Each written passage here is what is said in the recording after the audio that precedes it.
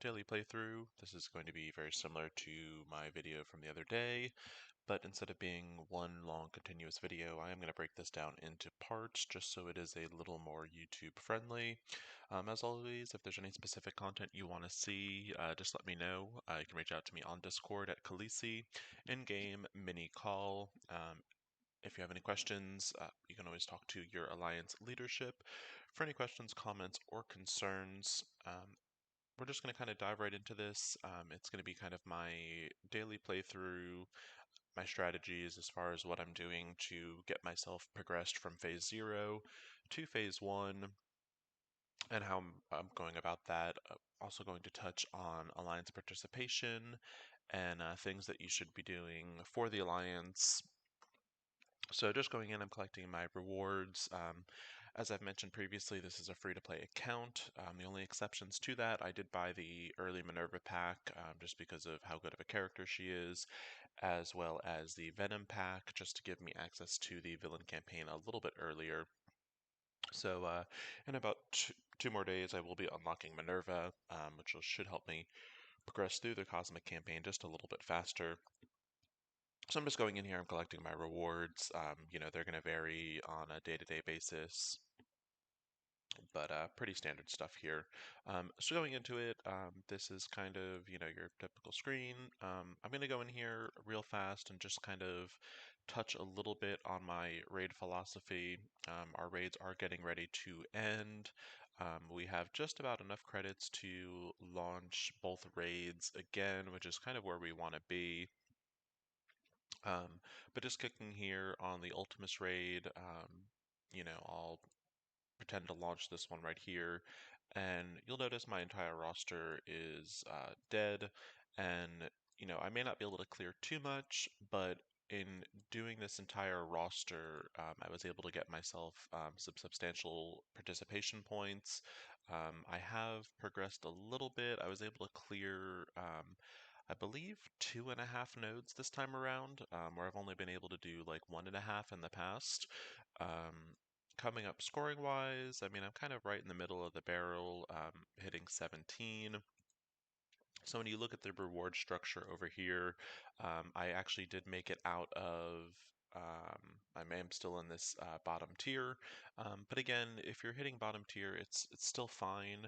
Your actual rewards don't vary too much. I mean, obviously you do get the best rewards for ranks 1 and 2, but overall there's not this like giant separation in the rewards like there are in other game modes.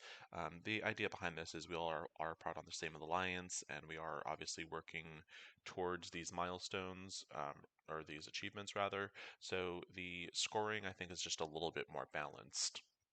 So with that being said, I will be getting these rewards when this raid ends, and then I will be ready to kind of go in and start the next raid. And kind of the same philosophy with the Greek raid. Gamma is currently running.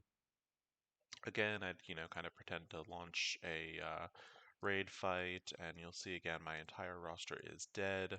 Like I said, this does get us participation points, and for our weaker players, especially the people that are ranking in this 13 to 24 range, it's certainly a good idea to partner up. Maybe, as we're looking at these, in the middle, we're obviously not getting very far, and that's because Greek raids in particular are always going to be harder than the Ultimus raids. But for our weaker members, certainly double up and try to tag team a node, and between the two of you, you might be able to clear a node, or you might just be able to progress just a little bit further up these chains.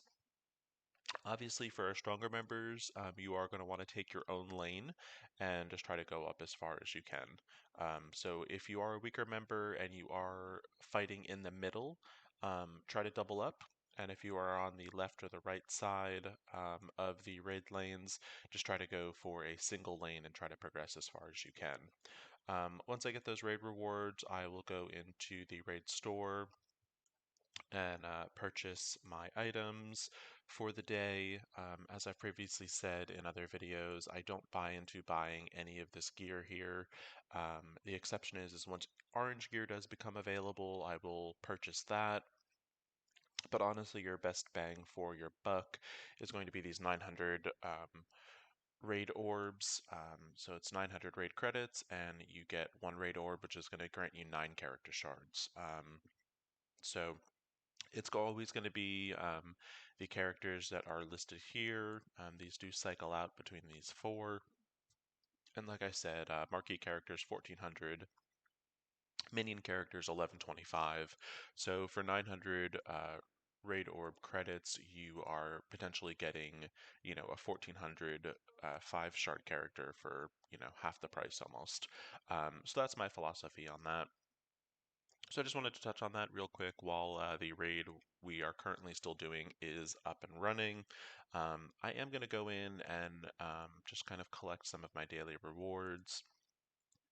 I do like to, try to minimize my time that I'm doing things. So what I will do is I'll go in and I'll do an arena fight real fast. The reasoning behind this is because, those arena fights are going to take 15 minutes to recharge. So let's go ahead and pop that in real fast. My arena team right now is probably, it's not my strongest team, but it is geared still towards that valuable lessons milestone. And while you are getting those rewards for the valuable lessons milestones, it's certainly easier to just try to max out as fast as you can and get those really good rewards. Those are going to certainly help you at end game. They are not the best rewards for lower level players, but you're definitely going to appreciate those once you start working towards your end game content. So we're going to go in, just do a quick little raid fight, and this is just to really kind of get the ball rolling on the day.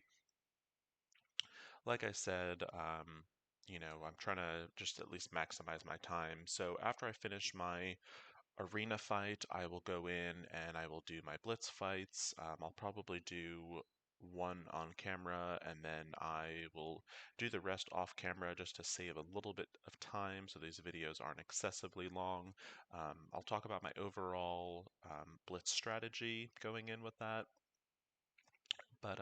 So yeah, so we're just going to try to go in, do the arena fight real quick. Speaking of arena, another important aspect of this is you are allowed 5 arena fights a day.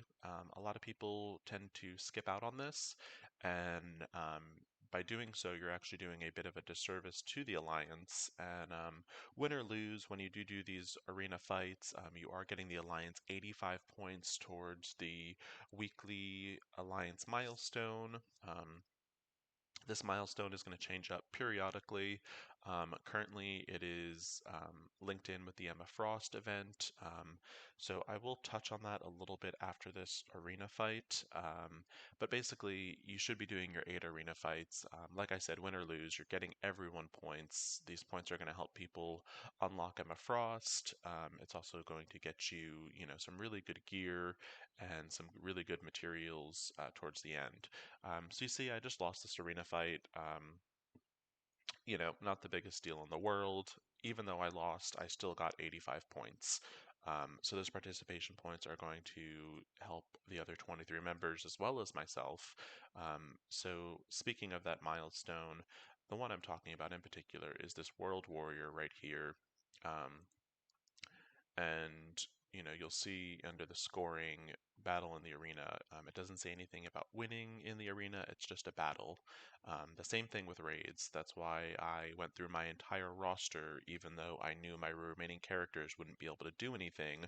I still got 30 points every single fight. um, Same thing applies for Alliance War, but we're not quite there yet, so I will do a special war video. But so, kind of like scrolling down, even though I am, certainly one of the weaker members in the Alliance, I'm still almost at 4,000 participation points. I should easily be able to hit just a little bit over 5,000 by Wednesday evening. So everyone really should be aiming for a bare minimum of scoring about 5,000 points. In order to do this, you are going to need to do those 5 daily arena fights, as many raid fights as your roster can manage.